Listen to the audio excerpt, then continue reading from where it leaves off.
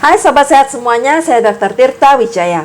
Di channel ini kita akan bahas berbagai masalah seputar kesehatan, dan pada kesempatan kali ini kita akan membahas mitos mengenai rokok elektrik atau vape.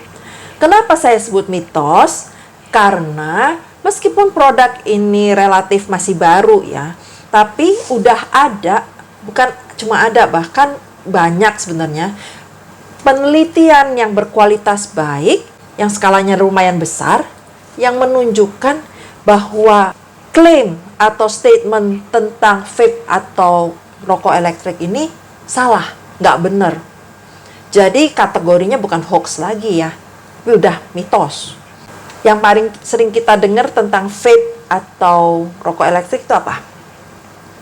Bahwa ini adalah alternatif yang lebih baik, yang lebih sehat. Jadi vape itu dianggapnya lebih sehat, lebih baik. Kalau kita ngomong lebih baik, lebih sehat, dibandingkannya dengan apa dulu dong? Ya kan? Kalau vape ini lebih sehat dibandingkan dengan yang tidak merokok tadinya, yang tadinya nggak menggunakan produk tembakau, tentu ini bohong. Karena sebaik-baiknya nge-vape, tentu lebih baik mereka yang nggak nge-vape. Sebaik-baiknya rokok elektrik, lebih sehat mereka yang tidak merokok. Karena yang namanya rokok elektrik atau vape ini biar gimana pun mengandung nikotin. Paparan nikotin sesedikit apapun tetap lebih jahat, lebih jelek, lebih nggak sehat dibandingkan mereka yang tidak terpapar. Clear ya? Jadi untuk mereka yang belum terpapar, tidak pernah terpapar nikotin, vape atau rokok elektronik tidak lebih baik, tidak lebih sehat. Terus bagaimana dengan mereka yang perokok? Banyak yang bilang vape atau rokok elektrik ini lebih baik dibandingkan rokok yang biasa karena bisa membantu memutuskan ketergantungan kecanduan rokok. apa betul? Kalau definisinya membantu memutuskan kecanduan merokok itu hanya dengan menghentikan mengisap rokok yang konvensional, mungkin iya. Tapi tujuannya orang berhenti merokok itu apa? Tujuannya orang memutuskan kecanduan merokok itu apa? Kan supaya nggak terpapar nikotin. Nah, nggak merokok secara konvensional, tapi nge-vape itu sama aja bohong. Memang iya udah nggak merokok lagi, tapi nge-vape tetap aja dapat nikotinnya. Tetap aja ketergantungan. Jadi bukan menghentikan ketergantungan itu sebenarnya nge-vape bagi perokok. Cuma ganti rupa aja. Istilahnya mah dari mulut singa masuk ke mulut buaya. Sama-sama bahaya, sama-sama nggak sehat, sama-sama jelek. Saya nggak akan bahas efek jeleknya nikotin buat perokok. Ini kita semua udah tahu. Yang bikin cancer, bikin ketergantungan, bikin gangguan mood, gangguan emosional, itu kita semua udah tahu lah ya. Yang saya mau jelasin di sini bahwa efek nikotin untuk perokok itu sama aja. Baik dia dapatnya dari cerutu, dari rokok yang dilinting, dari sigaret, maupun dari rokok elektrik, sama efeknya. Jadi statement bahwa vape itu lebih baik, lebih sehat bagi perokok, itu nggak benar ya. Terus ada yang bilang, Enggak dok, kalau vape itu kadarnya kan bisa diatur, jadi bisa direndahkan. oke lah, memang pada vape, kadar nikotinnya itu macam-macam. Ada yang 25%, ada yang 50%, tapi ada yang 100% juga. Artinya, bukan cuma bisa diturunkan, tapi bisa juga dinaikkan. Dan lagi, karena vape itu nikotinnya berupa konsentrat, konsumsi seseorang itu bisa dipadatkan. Contohnya gini aja deh, mikir gampangnya. Misalnya satu batang rokok memberikan 7 unit nikotin, ya. Nah, kita merokok berapa banyak sehari? mau terus-terusan nih sambung putus kayak kereta api, paling satu hari 2 pak gitu kan ya, terus-terusan. Itu 7 unit kali 2 pak. Nah, sedangkan pada vape itu konsentrat bisa dipadatkan. Artinya dalam jangka waktu yang sama, seseorang bisa mendapatkan nikotin lebih dari 2 pak kali 7 unit. Jadi kalau pada sigaret itu dia terbatas oleh waktu, karena untuk ngabisin satu sigaret butuh waktu berapa menit gitu kan. Nah, pada vape ini bisa dipercepat, bisa diefisienkan proses untuk mendapatkan nikotinnya. Artinya apa? Dalam satuan waktu yang sama, itu bisa diperoleh lebih banyak nikotin. Kayak gini masa mau dibilang lebih baik, lebih sehat? Ya enggak dong, justru lebih jahat. Dan lagi, banyak penelitian yang menunjukkan bahwa pengguna vape ini kebanyakan bukan step down, bukan mengurangin jumlah nikotinnya, tapi sebaliknya malah justru lebih menambah intake nikotinnya dibandingkan pada saat mereka masih merokok secara konvensional. Jadi klaim bahwa rokok elektrik atau vape ini membantu mengurangi intake nikotin nggak benar. Sudah terbukti. Ini baru jangka pendek, belum jangka panjang. Tapi ada yang bilang, Apakah dok, vape itu lebih baik buat para perokok pasif? Kalau perokok pasif itu tadinya ikut-ikutan terhirup asap rokok yang berbahaya, sekarang pakai vape itu yang tak hirup uap air. bohong. Coba deh sobat sehat yang pernah deket-deket orang yang lagi nge-vape, itu uapnya ada baunya nggak? Bandingkan dengan uap air yang kalau lagi kita masak air. Baunya sama nggak? Nggak sama kan? Kenapa nggak sama? Karena uapnya vape itu bukan uap air tok. Itu uap air plus-plus. Plus-plusnya itu apa? Misalnya vape yang baunya coklat, emang dikasih coklat di dalamnya? Kagak kan? Emang di dalamnya ada jeruk yang sehingga uapnya bau jeruk? Enggak. Itu bau-bauan rasa-rasaan itu asalnya dari zat kimia. Jadi yang terhirup bukan cuma uap air, tapi uap air plus zat kimia. Efeknya zat kimia itu ke dalam tubuh gimana?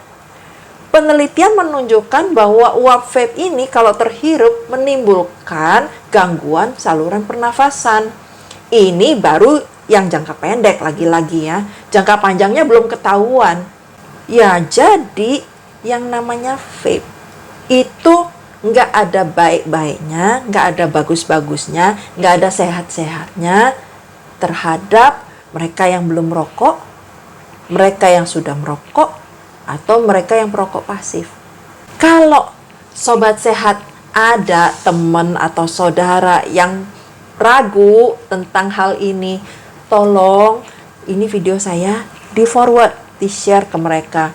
Besar harapan saya bahwa ini bisa membantu mencerahkan, mengclearkan mereka yang sedang dalam keraguan bahwa vape ini sebenarnya nggak bagus, nggak sehat, nggak lebih bagus, nggak lebih sehat.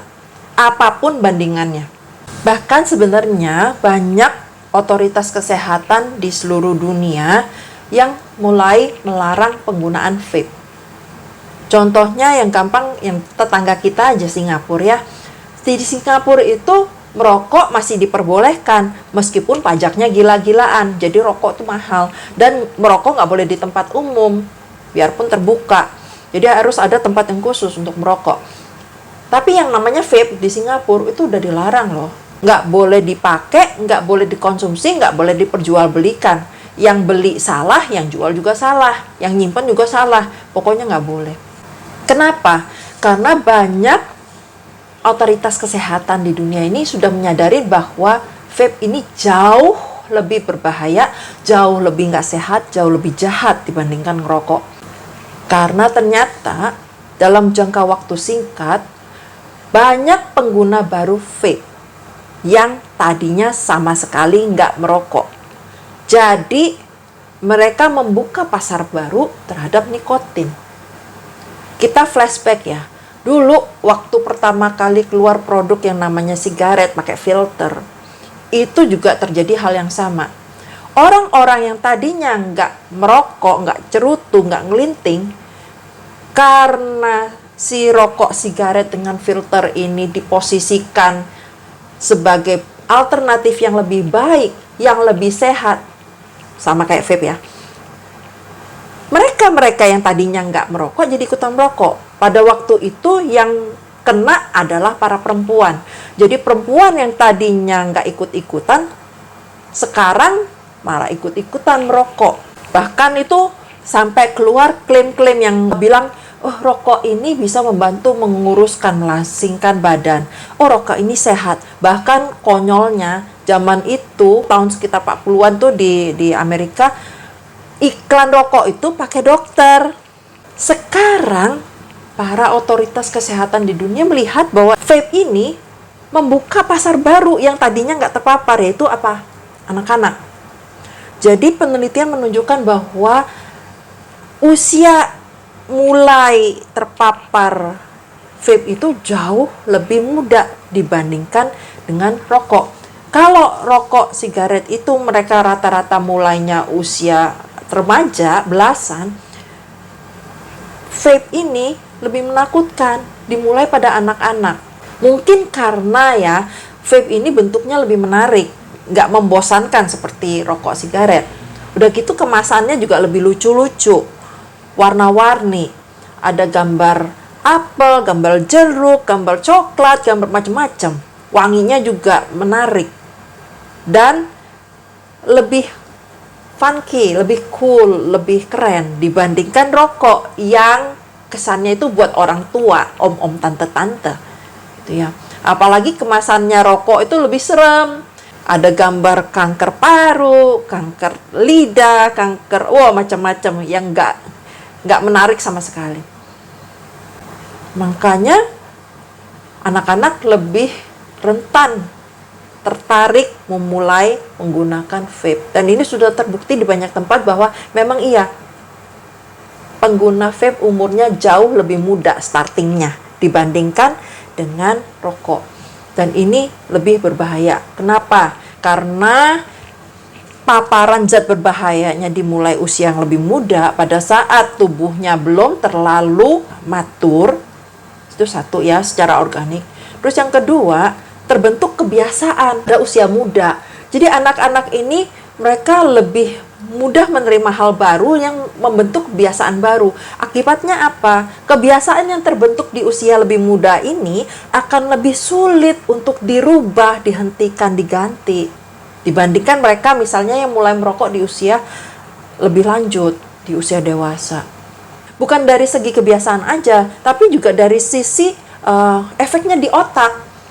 Jadi segala macam zat-zat kimia ini ngefek ke otak lebih permanen sifatnya dibandingkan kalau mereka yang sudah dewasa, yang sudah selesai neuropruning-nya. Apalagi kita tahu bahwa nikotin itu sifatnya sangat adiktif. Bisa menyebabkan perubahan struktur di otak, gray matter-nya. Kalau ini dimulai pada saat anak-anak, efeknya itu lebih permanen. Singkatnya, vape atau rokok elektrik ini jauh lebih jahat dibandingkan rokok biasa karena lebih menarik pada anak-anak. Anak-anak banyak yang memulai. Oleh karena itu, banyak negara yang sudah melarang pemasaran vape supaya anak-anak ini nggak tergiur memulai vape. Jadi vape ini bukan cuma nggak sehat, tapi juga dibuat sebagai sesuatu hal yang melanggar hukum. Saya berharap Indonesia bisa cepat untuk mengadopsi aturan semacam ini, karena memang masa depan anak-anak ini sangat terresiko ya, bila nggak segera dihentikan paparannya terhadap rokok elektrik atau vape. Semoga apa yang saya sharingkan kali ini bermanfaat dan jadi berkat. Kalau Sobat Sehat suka dengan info-info kesehatan semacam ini, bisa like di video saya, lalu subscribe di channel saya, dan aktifkan notification-nya dengan memencet tombol lonceng supaya kalau setiap kali saya upload video baru, Sobat Sehat akan dapat pemberitahuan dari YouTube. Kalau Sobat Sehat ada pertanyaan, boleh langsung di komen aja. Nanti akan saya buatkan videonya di kesempatan berikutnya. Cuma ngantri ya, karena yang tanya juga banyak. Tapi tanyanya yang bersifat umum ya, karena saya biar gimana nggak bisa melayani konsultasi di forum yang sifatnya umum seperti ini. Karena informasi yang sifatnya spesifik itu sangat rentan untuk disalahartikan. Salam sehat selalu.